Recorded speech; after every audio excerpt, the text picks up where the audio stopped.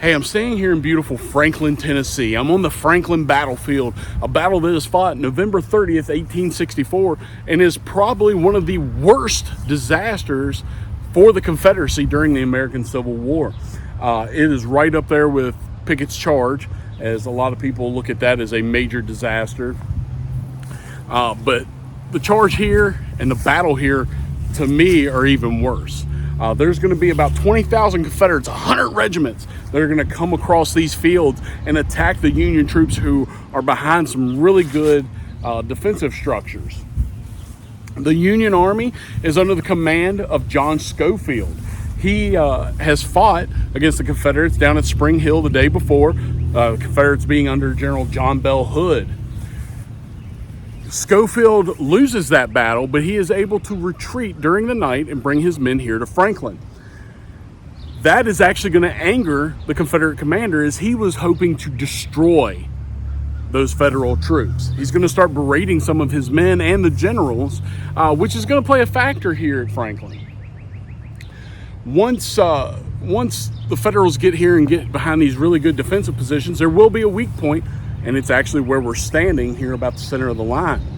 The Confederates are going to deploy, but it won't be till about 4 p.m. in the afternoon. The attacks start around 4:30, and all 20,000 men will be coming across these fields, and it will be a horrific battle.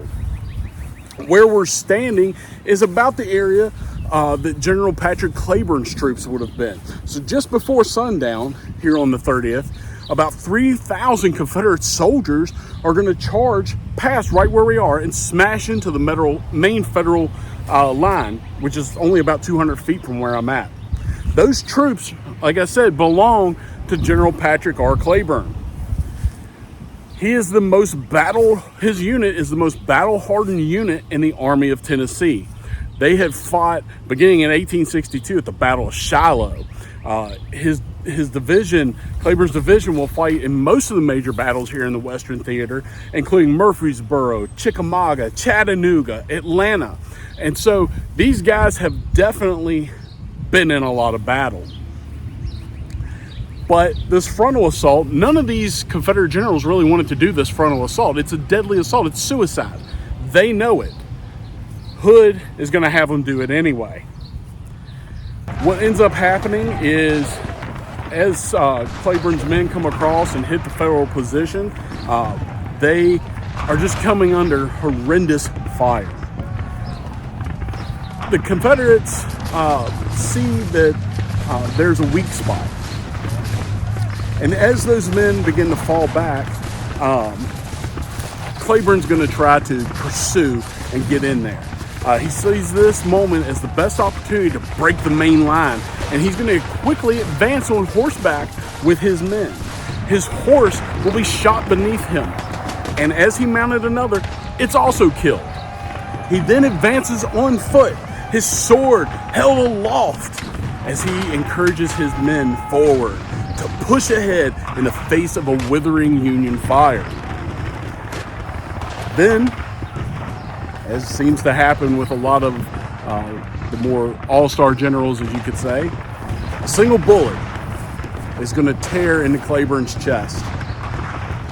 He'll fall near where I'm standing, and he's almost dead pretty much instantly. He'll die pretty much instantly. His men will continue. They'll plunge into the teeth of this Federal position, and momentarily they will break through. But Ohio troops will be able to pull forward and seal up the hole in the lines. And the success here for the Confederacy is extremely short-lived, and this becomes a devastating loss for the Confederacy. After this, John Bell Hood will still move on toward Nashville and try to take the city of Nashville, where he is going to suffer another major loss. And pretty much at the end of that battle, the Army of Tennessee will be retreating with less than half the men they started out with when they left Georgia, or Alabama and Georgia. So Franklin is amazing. This is actually also one of the premier preservation victories as the American Battlefield Trust was instrumental in getting a lot of old buildings removed and putting this battlefield back to what it was in 1864. If you get a chance to go through Franklin, you've got to do it. You got to come here to the Carter Farm. It's just an awe-inspiring experience and an eye-opening experience as well.